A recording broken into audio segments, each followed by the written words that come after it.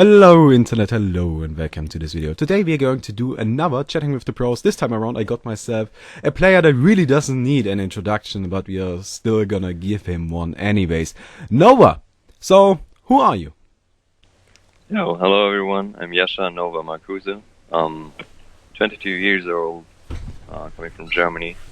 Played 2 years for Fnatic, almost 2 years, and now in the clan QsQ, QsQ.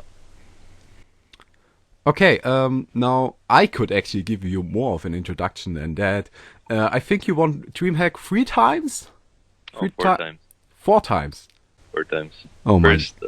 First player or team in that regard that ever won 4 consecutive titles. Oh my, that's just ridiculous.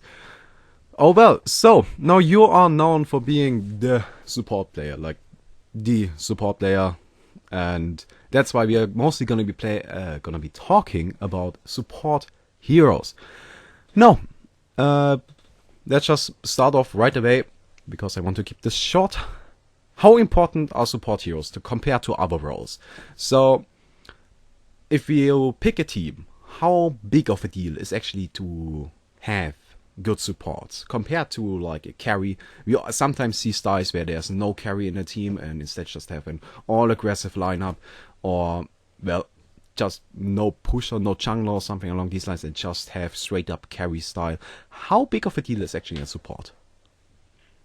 Well, support is just equally important to any other role, basically. Like, even if you don't pick a hard carry like Madman or Scout or anything like that, you still pick a hero that is supposed to carry. So if you go all out aggressive and go for a Pebbles try lane, Magnus try and all that, then the Magnus is supposed to carry in the late game as well. And so all roles are equally important, basically, and support just plays as big of a role. Basically, like, you can't have a lineup consisting of 5 farm-dependent heroes whatsoever, and one of them is forced to play support. You see here, sometimes you see something like Fate support or, I don't know, Behemoth or Magnus full support. These melee initiators work as full support as well, but they're severely gimped, basically, in the mid-game and far, far away from the portal keys. So, support is just as important as everything else. Okay. Now, this is something I saw a Dota team do, like, back in the day. It's actually not that long ago. I think it was Navi, and what they used to do was have like 2 supports and have both of them actually farm. Both of them take farm very early on and give them some items, give them something to walk with, instead of having like 2 very sacrificial sheeps actually that don't have anything.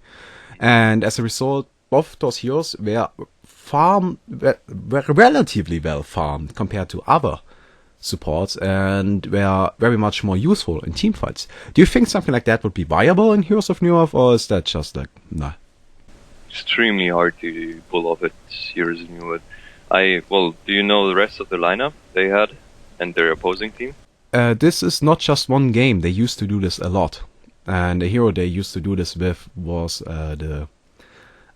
the Venomancer, I think that's what he was called. Yeah, okay. That is something you did in Hon as well. Like, back in the Thailand era, when you had Venomancer, or for us it is Slither, if you have him as a support, at some point in the mid-game he's going to start farming because he gets like a helm of like Legion and then a Bound Eye, and then the hero with the Steam Boots is just done already. He doesn't need more, but he is farmed compared to gym support that just has boots at this time around.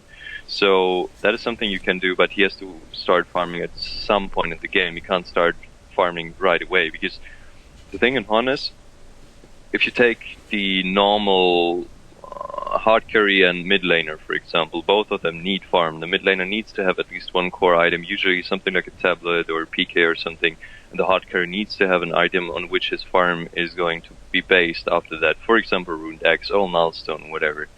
And if you take away that from them, like this core item, and say, okay, you need to delay that for 5 minutes, then they will be severely behind the other carry, the other mid laner. And support is not going to make the difference here. Like, Glacius, that actually has some farm, actually is useful in team fights, is not going to make the difference between your carry that doesn't have a Runed Axe and the opposing carry that does have one, because he's going to get his items way faster. So farming support is fine, but you need to do it when you are allowed to, basically, not right from start. Okay, now farming supports, that leads into another question actually a friend of mine wanted me to ask.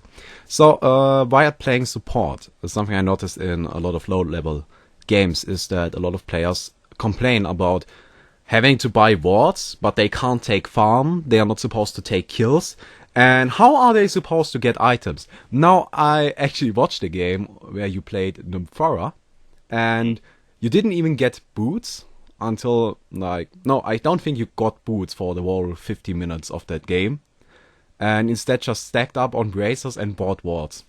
Oh yeah. I remember that game. That was a funny game.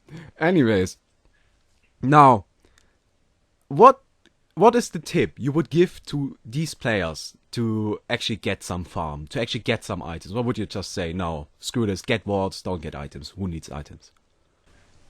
Well, basically, if you're getting nothing, literally nothing, and your stats look something like 0.30, then you're not going to go there and tell your scout who has probably 0.50 or something, yo, I need some of your farm, sorry. So one word is every 100 seconds, so this is easy to cover, unless you just continue dying every half minute or so. You're gonna get the words up at least. And other than that, what I can give as best hint, as best suggestion, 2 things you can do basically, or 3 things actually. The first one is being assist gold is pretty high. So try to get the kills and try to get, like, even if you come a bit late, you just throw in that one last Tundra Blast or whatever to just get, like, participation in the kill. Something that works actually is Dust of Revelation that actually gives you an assist even though you didn't do anything else. It's pretty interesting. And then you can pull whenever the camp is not blocked, but very often nowadays, even in low-tier games, it's blocked. And the third thing you can do, there are some last hits your carry can't get. For example, like the Archer and the Warlock are hitting each other and you have a melee carry on the lane, so you just go for the last hit on the Archer because he's not going to get it anyways. And if you throws the hatchet and you get the kill, well, at least you made sure that some of you got the last hit, and your carry shouldn't be mad about that. You're not going to get much gold unless your team is pushing somewhere and you won't make it there in time. Then you can just farm on a lane, or you play some melee initiator hero such as Behemoth. Then you need to have some solo experience at some point in the game anyways, and you can use that time to farm. Okay, now you're already going into when to go farm at different stages of the game. Now, let's just assume you were to explain just your average player, just your 1500 level Joe, how to support. And what would you tell him to do at each stage of the game? Now, almost every player knows that there's like an early game, a mid game, and a late game, but they don't quite know what it means. So, especially on a support, I see a lot of players that just go into a lane, then they try to harass. Usually it fails horribly, but they at least know what they are supposed to do. But then, as the laning phase stops, they just keep running around and not really doing anything. So, what would you advise those players to do? Okay, so if we skip the laning phase, there's the mid game. The mid game usually starts when the laning phase is about to end, when the carry switches between jungle, starts switching between jungle and laning, when the mid laner is ganking a lot or farming score items somewhere. And this is the mid game basically. And basically have a look at the minimap. Is it dark? Go word. Is it not dark?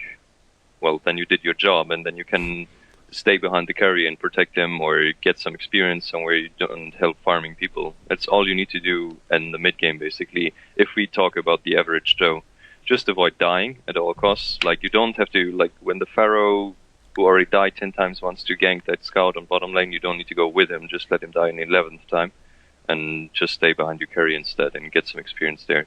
It's like the easiest thing you can do, especially in public game, is to just leech experience, get the wards up whenever you see opponents on the map somewhere far away from you, and just make sure that you don't die, because like, you get gold just every second. Just use that and experience with the farming carries or whatever you're staying with and protecting. Okay. And now let's just ignore all of what you just said. What do you think is the most important? Like, if you had to give all supports in the world one rule, just one. Don't die. Don't die. Don't die. Okay, so don't die, guys. Don't die. Now let's get to something different. So, Elonia, Riftwalker, Prophet, and Artesia got all released into tournament mode. Mm-hmm. Who do you think is viable? And who do you think will be played? And how? That's what I'm most interested in. the biggest potential of those four heroes is obviously within the Prophet. The guy is simply sick. I already got over him. Like, I already talked about him at some other interview, I think. Basically, like, he contributes so much during the laning phase and so much during team fights, and I think that he will be played as a hard support or maybe even solo role, like solo sideline or something, very frequently. I'm not going too deep into skill builds and all that now. And then you have Riftwalker, very interesting hero, I think very powerful hero as well, but the problem is you can't lane him. He is not a good lane controller, so you can't really play him as a support, because he doesn't offer the same as Nymphora, who is a bad lane controller as well, at level 6. It's hard to play him as a carry, because with items the hero doesn't become much more efficient. You can't really run him as jungler, so it's extremely hard to put him somewhere. The only thing I can think of right now is offlane, and I know there are some other heroes I would much rather want to see as an offlaner than Riftwalker. I might be mistaken, like, time will tell, but right now I can't see the hero anywhere. And then, what were the others? Artesia and Alonia, right? Yes. Very similar heroes. Both will be always solo heroes. Like, they need the solo experience, they need the levels, because they are getting so much more efficient with them. And I think their burst potential is ridiculous, and you can make a lot with that. Artesia is like a different version of Bombardier, basically, because she had so much nuke damage globally as well to the game. She has so much nuke damage during the laning phase. The only thing she lacks, obviously, is stuns. And, well, in the hands of style, for example, I see both of these heroes evolve into something really, really dangerous. And I think that they are definitely viable and might even see some light of play at DreamHack. Okay, you already touched on DreamHack. Now, last DreamHack, I think, was it then? Or was it a DreamHack before that? I don't know. I watched all of them and now I'm losing track. Anyways, something that happened was that suddenly, out of nowhere, players started picking heroes like Tremble, Magebane, heroes... Hammerstorm. Hammerstorm was a new hero that suddenly got played as a carry and everybody was like, oh my god, where did this come from? And was kind of a surprise to at least the viewers and the casters, obviously. Now, this DreamHack is gonna be a lot more interesting because we got the lockpick, and I heard voices tell that the game is at a very balanced stage at the moment, and a lot of heroes are very viable.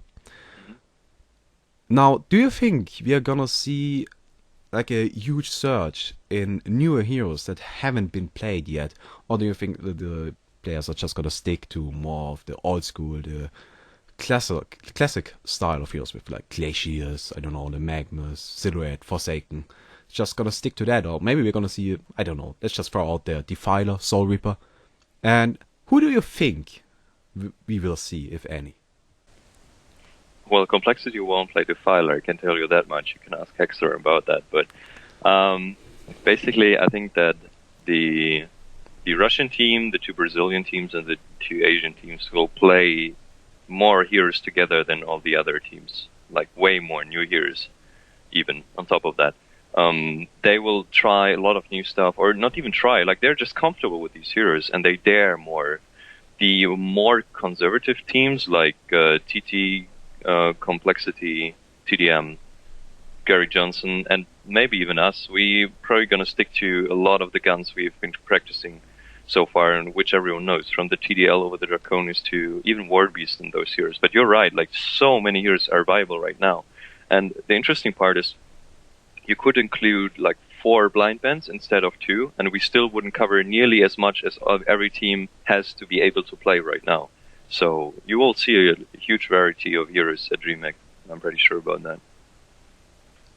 Okay. And who do you think are going to be some of those secret gems? Like, who do you think is like an underrated hero right now? Like, in my personal opinion, it would probably be Soul Reaper and Defiler. I just love these guys. I think they are amazing. But I'm bad. So tell me, who is underrated? Well, I think there will be only one team that plays Soul Reaper. That's probably TT Esports, if they will even do that at the DreamHack. Defiler, I think nobody will really play him unless they have some special strategy with Balbor or something like that combined. Oh, man. Nah, sorry. I don't think Accursed will be played, even though he's a lot underrated, but everyone nowadays is going for Jeremiah instead.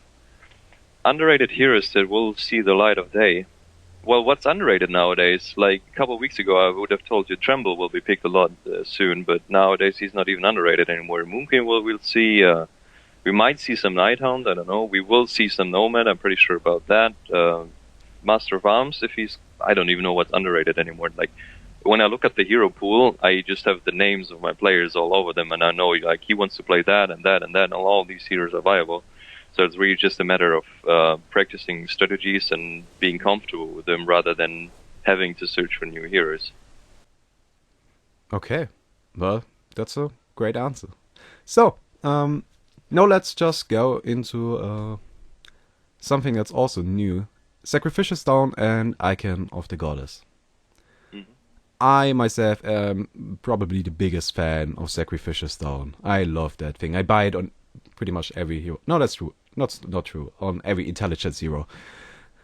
What do you think about these items? Well, Icon of the Goddess, I don't really know who's going to buy that, but it's definitely not a bad item. The problem with those two items is like the Sacrificial Stone is a really good item, like definitely a really good item, but people still haven't figured out that you need to buy Plated Briefs almost every game, basically. So I think they even do the same job, Sacrificial Stone and Plated Briefs, so if you click on them, you like the buffs won't add up or something. Basically, there's a difference. They do both give the same amount of armor, I think, but Sacrificial Stone's buff lasts, I think, twice as long, while the Plated Creeps give the bonus damage to the creeps. But they don't add up, right? They don't add up. Yeah, that's what I meant. So, like, I think teams will always get that in pushing strategies, like if they thought it through a little bit, and not just Peacekeeper and Tempest and a hard carry. I mean, like really pushing strategies surrounding Balfagor and maybe it would be Love Defiler, I don't know. Then they'll get Sacrificial Stone for sure because the item is really good. But Plated Creeps are really good as well. And Nymphora was good for so long until people figured out that the ultimate is actually insane. So it might take some time until people pick it up frequently. Okay. Well, then let's just finish this up with the fun question. Now, who is the strongest hero in the game in the competitive scene, and who is the strongest hero in the game in the pub scene? And why? Just tell me.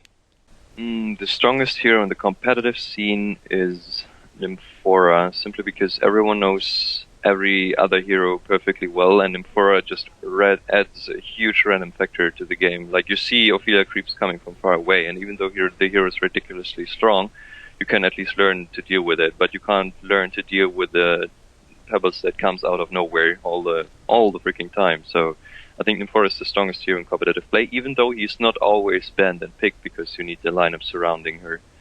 And in pub game, it's either Pebbles or Fade, I'd say. Probably Pebbles. Okay. just something I think is funny. Penny called Dark Lady as being the strongest hero, and you call Nymphora, so the support sticks to the support, I guess. No, because you can go against Dark Lady with Draconis, for instance, or with a full-out ganking team. You can deal with the Dark Lady. She's extremely strong, definitely, but you know what you're up against. Like, someone picks Dark Lady, and you know, okay, it's that game, so we have to do this and that. And someone picks Nymphora, and you already facepalm. Yeah, shit is going to go down. Yeah, I definitely get what you're getting at. Okay, so do you want to give any shoutouts? Yeah, sure. I would like you guys out there who see this interview to follow us on Facebook. QsQ is a pretty new team, so it would be really good if you get some support up. I already have seen so many people who actually grew real fans of us, and this is an amazing feel because we've only been together for a couple of months. So just follow us at facebook.com/supportnova. Link in the description. I'm going to put the links in the description. Okay, beautiful. Then we don't have sponsors, so I don't need to do that part. Thank you for the interview. And No. I thank you. I thank you. So, yeah, I guess that's all there is to it. I hope you enjoyed this video. If you did, please leave a like. Also, don't forget to submit your top fail of the week. I still need more submissions, so I really want to make this good. So please submit some more of those. Also, leave maybe a suggestion on how to improve this whole thing and who you want me to talk to. So, yeah. Also, Facebook link down in the description. Not only mine, but also the whole QsQ thingy. Just take a look at it. And see you next time.